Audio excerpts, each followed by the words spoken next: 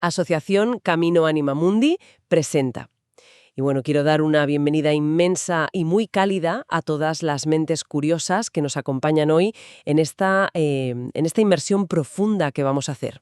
Hola, ¿qué tal? Un placer inmenso estar aquí para adentrarnos en un material que la verdad trae mucha tela. Tráetela. Sí, bastante. Porque, a ver, pensemos un momento en una frase que tenemos interiorizada casi desde el colegio. A ver, dime. La famosa frase de «el ser humano nace libre». Uf, totalmente. Un clásico, vamos. Claro, es que están los textos clásicos en el imaginario popular, en el núcleo mismo de nuestro ADN moderno, digamos. Asumimos con total naturalidad que la libertad es, pues, esa configuración de fábrica con la que llegamos al mundo. Sí, como si fuera un derecho inalienable que simplemente poseemos por el mero hecho de respirar, ¿no? Aquí está el gancho de hoy.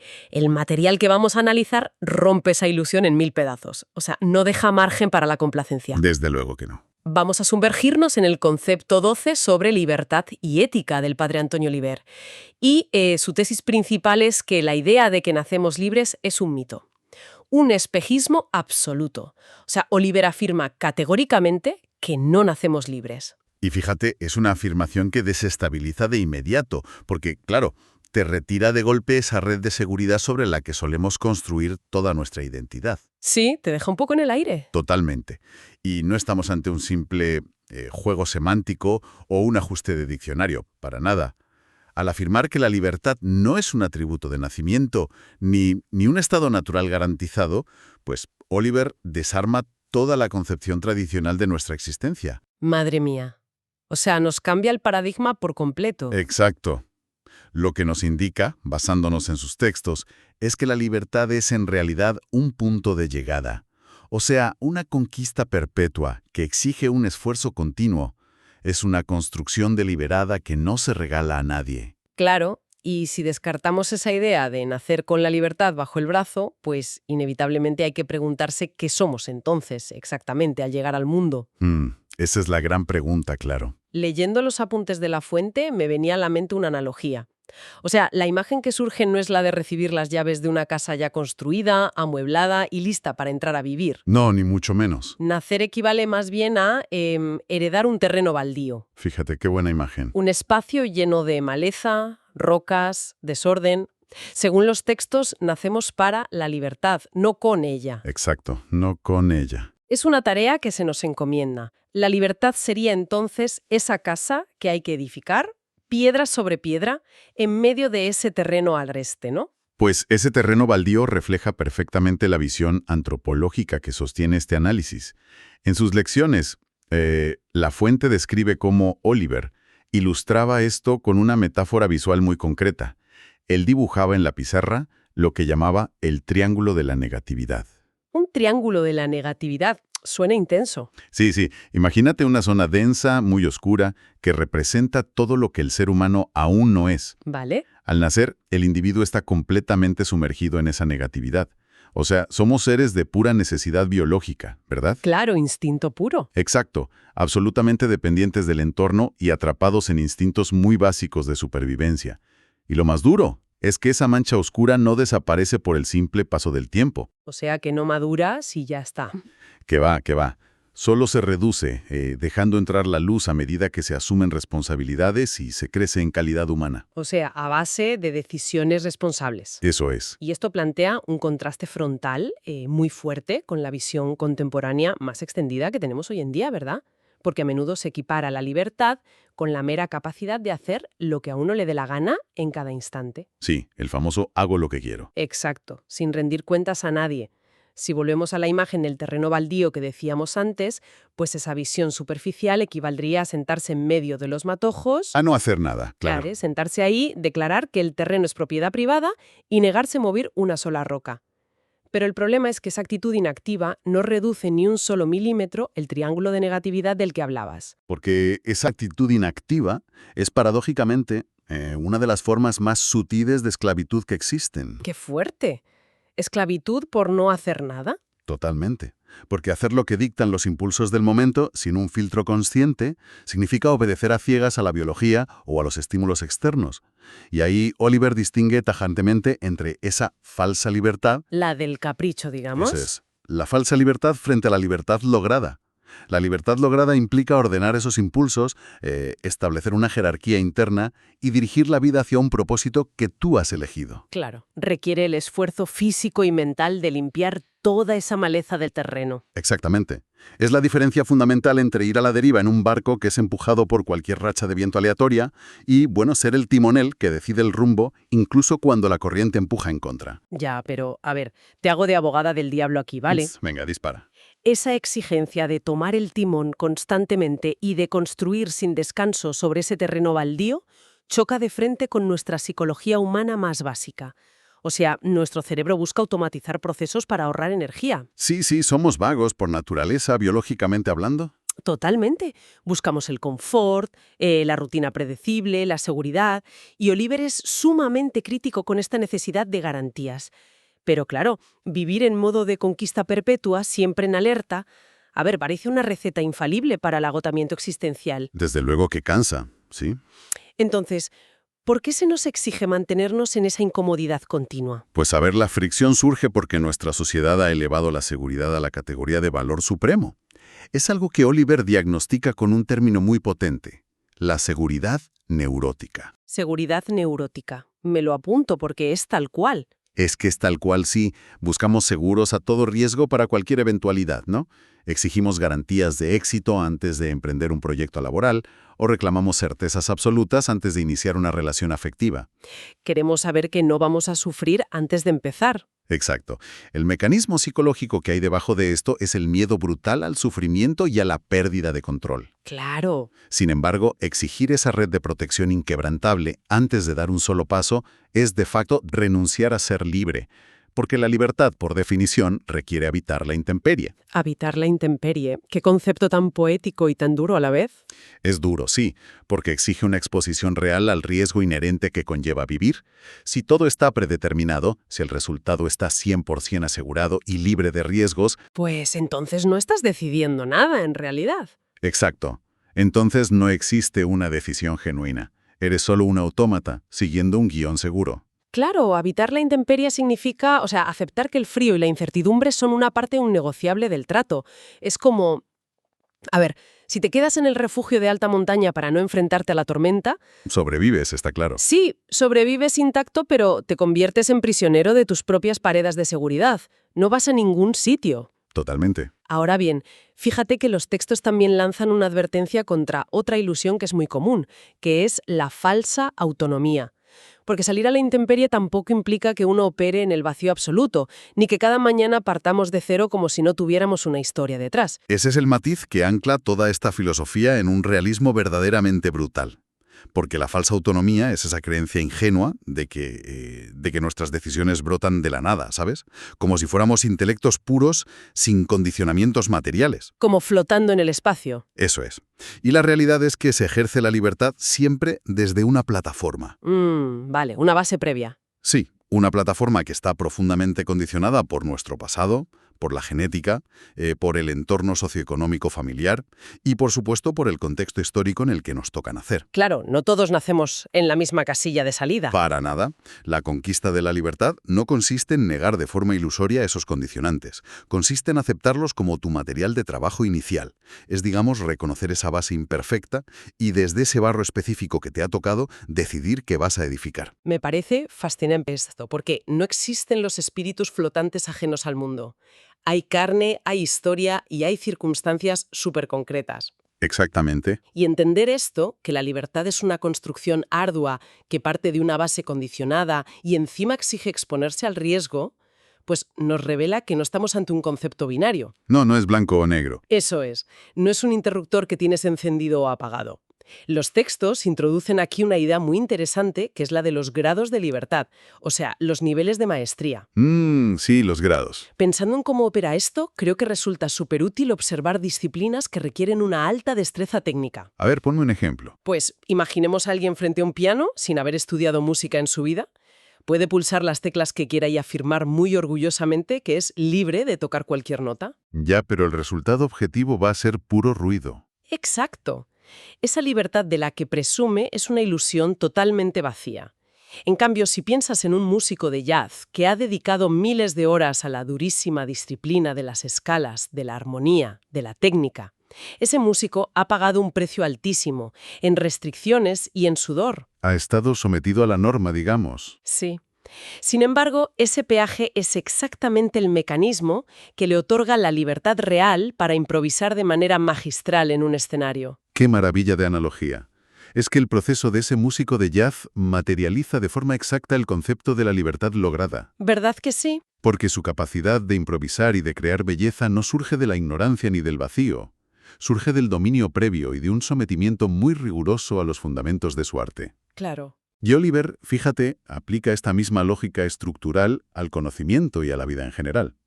Él señala que solo existe libertad en física o libertad en teología para la persona que se ha sometido al rigor de estudiar a fondo esas disciplinas. O sea que el ignorante, en realidad, no es libre de opinar. Exacto. Quien ignora la materia carece de libertad real para opinar sobre ella, porque su juicio no tiene ningún sustento. Es ruido, como el que aporrea al piano. Y es precisamente aquí donde la enseñanza alcanza su mayor hondura, porque conecta la libertad con la ontología, es decir, con el estudio del ser. Claro, y esa conexión ontológica sugiere un salto cualitativo enorme en el análisis, porque sugiere que la libertad no es simplemente un atributo periférico o una herramienta que usamos de vez en cuando. Nos dice que es la sustancia misma que define lo que somos. Así es. En la visión de Oliver, libertad y ser se vuelven sinónimos inseparables cuando hablamos de la existencia humana. La afirmación central, y esto es clave, es que el hombre es su libertad. El hombre es su libertad. ¡Wow! Y esto, claro, conlleva una consecuencia mecanicista que es implacable. Si no ejerces esa libertad, el ser humano se degrada ontológicamente. O sea, no se trata meramente de que pierdas una habilidad práctica como olvidar montar en bici. No, es mucho más profundo. Es menguar en tu propia sustancia humana. Quien renuncia a decidir, quien delega su existencia y se deja llevar pasivamente por la inercia de su entorno, pues retrocede, involuciona. Qué vértigo da pensarlo así. Da vértigo. Se convierte, usando las palabras del autor, en una cosa, o vuelve al estado de mero individuo. Y aquí, cuando dices individuo, ¿a qué se refiere exactamente la fuente? Pues a un ente biológico que está sujeto única y exclusivamente a sus necesidades de supervivencia y a los dictados de su especie. Ya, o sea que dejar de ejercer la libertad equivale a deshumanizarse en el sentido más literal del término. Es permitir que aquel triángulo de negatividad del principio vuelva a expandirse y se trague todo el terreno que habías ganado. Exacto. Es volver a la oscuridad. Y en el extremo opuesto, fíjate, cuando sí se asume la intemperie y se ejerce esa maestría sobre los propios condicionantes, ocurre una metamorfosis radical. Una metamorfosis. Sí, el ser humano deja de ser ese mero individuo cerrado en sus urgencias digestivas o de seguridad y eclosiona en lo que la fuente denomina la persona, con mayúscula. De individuo a persona. Eso es. El individuo acapara, compite, se defiende constantemente de amenazas. La persona, en cambio, se abre. La libertad lograda es por su propia arquitectura interna un movimiento centrífugo. Al consolidarse dentro, te obliga inevitablemente a salir hacia afuera. Hacia el encuentro con los demás, ¿no? Hacia el encuentro con la alteridad, exacto. Y claro, ese movimiento centrífugo explica una de las condiciones que me parecen más exigentes y contundentes de todo este material que estamos explorando. A ver, ¿a cuál te refieres? A cuando Oliver afirma, y además sin dejar espacio a grises ni a interpretaciones intermedias, que la libertad solamente se da en el amor. O sea, sostiene que fuera del amor no hay libertad, sino esclavitud al ego, al libertinaje o a lo que llama la anomía. La anomía, sí. Esa ausencia total de normas. Exacto, donde solo gobierna el instinto ciego. Pero creo que es necesario detenerse un momento en el engranaje de esta idea. Porque ¿cuál es el mecanismo exacto que opera aquí? ¿Por qué la conquista de la máxima independencia personal nos aboca de una manera tan ineludible al amor y a la entrega a los demás? Pues a ver, el mecanismo radica fundamentalmente en superar la propia necesidad de supervivencia. ¿Vale? Mientras uno permanece operando en ese nivel básico, de individuo, pues toda tu energía vital se consume en garantizar tu seguridad, en defender tu ego de posibles amenazas, en satisfacer impulsos primarios. Es una existencia egocéntrica que está dictada por el déficit, por lo que te falta. Sí, estás en modo alerta todo el día. Claro. Sin embargo, al conquistar la libertad, al reducir ese triángulo oscuro y lograr gobernar tus propios impulsos, el ser humano adquiere un dominio real sobre sí mismo. Y aquí la regla existencial es clarísima. A ver. Solo quien se posee a sí mismo tiene la capacidad real de entregarse a otro. Qué bonito eso. Solo quien se posee puede entregarse. Es que es así.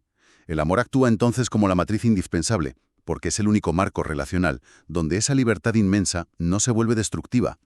Una libertad que se ejerce al margen del amor se transforma rápidamente en narcisismo, en depredación o en una pura voluntad de poder aplastar a los demás. O sea que paradójicamente buscar el poder sobre el otro termina siendo una forma de encadenamiento a tus propias ambiciones, ¿no? Totalmente. Te vuelves esclavos de tu propio ego. Ya. Pero claro, toda esta arquitectura ontológica, que suena muy bien, plantea un problema práctico insoslayable si la llevamos al terreno de lo real, al día a día. A ver, cuéntame ese problema. Pues que si la libertad exige salir de uno mismo, operar desde el marco del amor y además asumir los riesgos constantes de vivir a la intemperie, a ver, el error está matemáticamente garantizado. Ah, sí, por supuesto. Quien actúa, quien decide y se expone de verdad, pues inevitablemente mete la pata, se equivoca.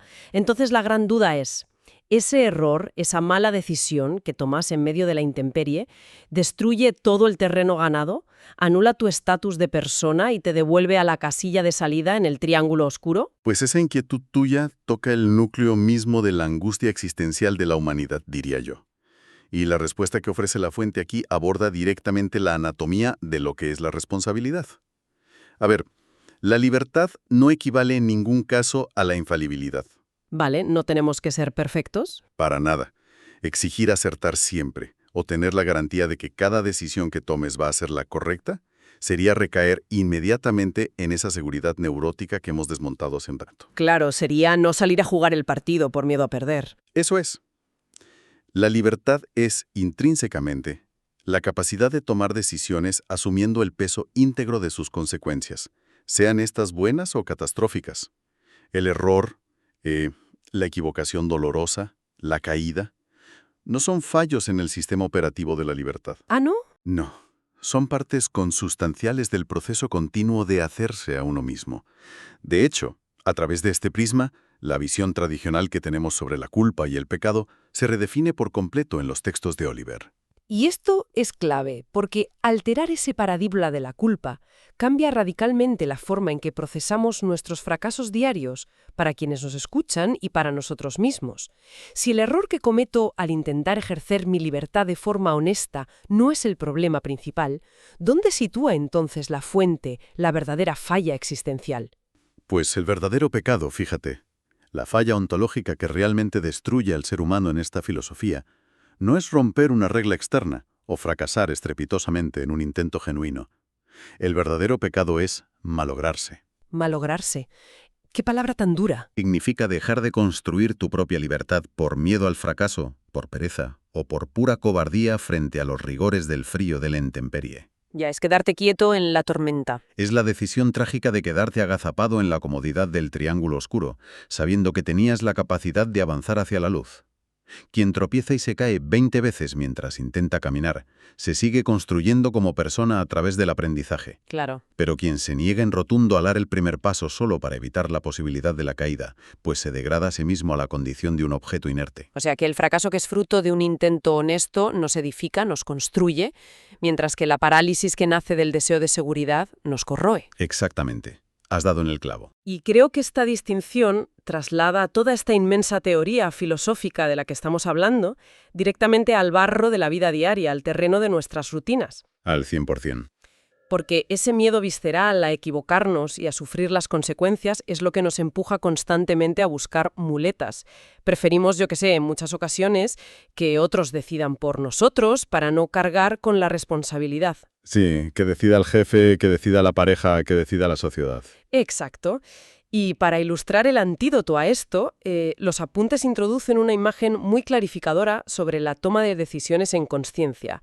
Es la metáfora del niño con andadores. Uf, esa imagen me parece brutal para ilustrar el valor innegociable de seguir nuestra propia conciencia moral. A ver, explícanosla un poco. Pues el texto señala que es infinitamente preferible ser como un niño que da sus primeros pasos.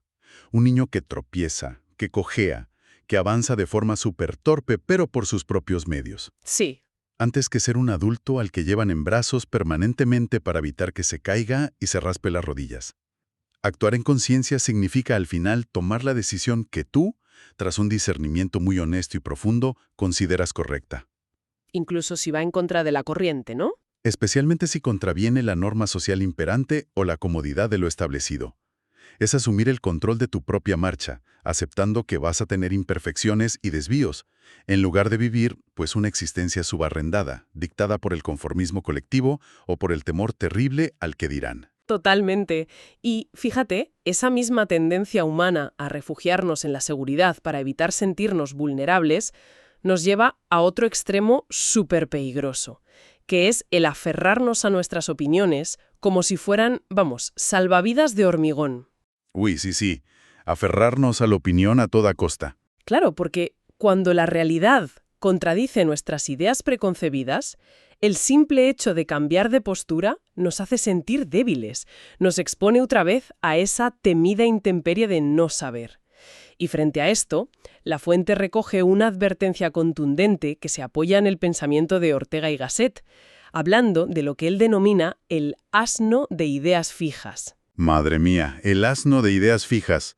Es que representa una crítica feroz a la rigidez intelectual y al dogmatismo. Desde luego. Porque, a ver, quien se aferra desesperadamente a una sola idea y se niega categóricamente a cambiar de parecer por mucha evidencia contraria que la realidad le ponga por delante, no está demostrando firmeza de carácter, ni coherencia moral. No, para nada. Simplemente está actuando con la terquedad de un burro. El ser humano que es genuinamente libre, al haber conquistado su autonomía de verdad, ejerce de sabio al conjugar la realidad. Conjugar la realidad, ¿cómo es eso? Pues que observa su entorno, integra nueva información, dialoga con los acontecimientos imprevistos que surgen y, sobre todo, mantiene una flexibilidad mental necesaria para ajustar su visión del mundo. Claro, va fluyendo con la verdad. Exacto. Aferrarse a un dogma personal contra la evidencia empírica es otra manifestación clarísima de esa seguridad neurótica. Es usar tus propias creencias como un escudo rígido para no tener que enfrentarte a la complejidad inmanejable de un mundo que, bueno, está en constante cambio. Sí, sí. Es proteger el ego por encima de buscar la verdad. Y creo que este recorrido que estamos haciendo nos lleva a la que posiblemente sea la prueba definitiva de toda esta arquitectura conceptual. O sea, el punto de fricción donde la teoría filosófica se enfrenta al mayor desafío emocional humano. A ver, Los textos sostienen categóricamente que perdonar a un enemigo es el acto supremo de libertad. uf, El acto supremo. palabras mayores. Palabras mayores, sí. Porque a simple vista, y si lo juzgamos bajo los parámetros de nuestra cultura actual o la pura supervivencia básica, el perdón suele ser muy mal interpretado, ¿verdad? Se confunde a menudo con debilidad, con pasividad o con claudicación ante un agravio que es injusto. Sí, la sociedad muchas veces te dice, si perdonas, eres tonto. Exacto. Pero esa confusión ocurre precisamente porque nuestra óptica habitual analiza el perdón desde el nivel inferior del que hablábamos, desde el nivel del individuo biológico, Claro. y no desde la altura de la persona ontológica. Si nos paramos a analizar detenidamente la anatomía de la venganza, del rencor o de la devolución del golpe, observamos que responden a un mecanismo pura y duramente orgánico. A ver, explícame eso del mecanismo orgánico. Pues que al recibir un daño externo, tu sistema nervioso y tu instinto de supervivencia te dictan reaccionar causando un daño que sea equivalente. El ojo por ojo. Exacto. Es una ley física básica de acción y reacción. Es un mecanismo de defensa primitivo. Es automático y, sobre todo, es completamente predecible. El individuo que está atrapado en la base del triángulo de negatividad no toma una decisión libre al vengarse. Simplemente reacciona. Eso es. Obedece de forma pasiva a un resorte interno que está diseñado por la evolución para la autoprotección. Vale, entiendo. Entonces, visto así, el perdón actúa como un cortocircuito consciente en medio de toda esa maquinaria biológica determinista. Tal cual. un cortocircuito. Porque al recibir la ofensa, el impulso natural y la química de tu cuerpo exigen represalias inmediatas. Te hierve la sangre. Pero el acto de perdonar implica detener el tiempo en medio de esa intemperie del dolor. Es observar ese impulso y decidir desde tu conciencia más profunda no devolver el golpe. Exacto. O sea, es romper voluntariamente la cadena causal de estímulo y respuesta. Representa, vamos, el instante exacto en el que el ser humano demuestra de forma empírica que no es un simple autómata que está programado por su genética o su trauma. ¿Es que es brutal? Es la manifestación tangible de que gobierna su propio mundo interior, ¿no te parece? Me parece que es la victoria definitiva sobre el determinismo que nos ata, porque al romper esa cadena instintiva y rehusarse a ser un mero transmisor de daño, el perdón confirma la libertad como una conquista absoluta del ser. Transforma a la persona en la dueña exclusiva de su respuesta. Eso es. Frente a la hostilidad del mundo, tú decides tu respuesta. Y la verdad es que al observar en perspectiva toda esta enseñanza de Antonio Oliver que hemos diseccionado hoy, la coherencia de su planteamiento resulta francamente asombrosa. Es de una redondez tremenda. Sí, porque parte de una premisa destructiva, que es desmontar ese mito cómodo de una libertad innata y gratuita con la que nacemos, pero termina revelando algo infinitamente más exigente, pero mucho, mucho más esperanzador. Claro. Nos devuelve el control total y la responsabilidad absoluta sobre nuestra propia configuración existencial. Al concebir la vida humana como una, citando a Oliver, aventura sin puertas, asegura que no existe un destino inexorable dictado de antemano. Nada está escrito. Nada. El futuro se forja y la propia humanidad se fabrica activamente en cada acto libre, consciente y, como decíamos antes, articulado a través de esa matriz del amor. Una edificación que no cesa nunca mientras haya vida. Y, bueno, antes de dar por concluido este análisis tan intenso, creo que queda flotando en el ambiente una reflexión ineludible para quienes nos escuchan y para nosotros mismos. A ver, déjanos pensando. Pues que si la libertad no es una posesión estática que tienes guardada en una caja fuerte, sino que es una conquista dinámica que se sostiene o se derrumba en las decisiones de cada instante, cabe observar con detenimiento nuestra propia cotidianidad. Mirarnos al espejo en el día a día. Sí, o sea, cabe preguntarse de forma honesta si cada decisión automática que tomamos hoy por simple inercia, si cada momento en el que optamos por el silencio cómodo para evitar el roce de un conflicto, o si cada vez que repetimos una consigna ajena para no asumir el coste, tanto calórico como social, de pensar por nosotros mismos, Sí. si todo eso no representa centímetro a centímetro un retroceso silencioso hacia la oscuridad inerte de ese triángulo de negatividad. Es un enfoque que altera las coordenadas vitales por completo y que nos exige reevaluar el peso específico de las decisiones más rutinarias a las que nos vamos a enfrentar en las próximas horas. Desde luego que nos deja deberes para reflexionar, sí. La filosofía, cuando desciende a la raíz misma de la experiencia humana, transforma irreversiblemente la forma en que observamos nuestra propia existencia. Y para continuar profundizando en estos conceptos, compartiendo perspectivas analíticas o simplemente explorando los múltiples matices de este constante y desafiante proceso de hacerse a uno mismo, las puertas de este diálogo permanecen siempre abiertas. Quiero@caminoanimamundi.org.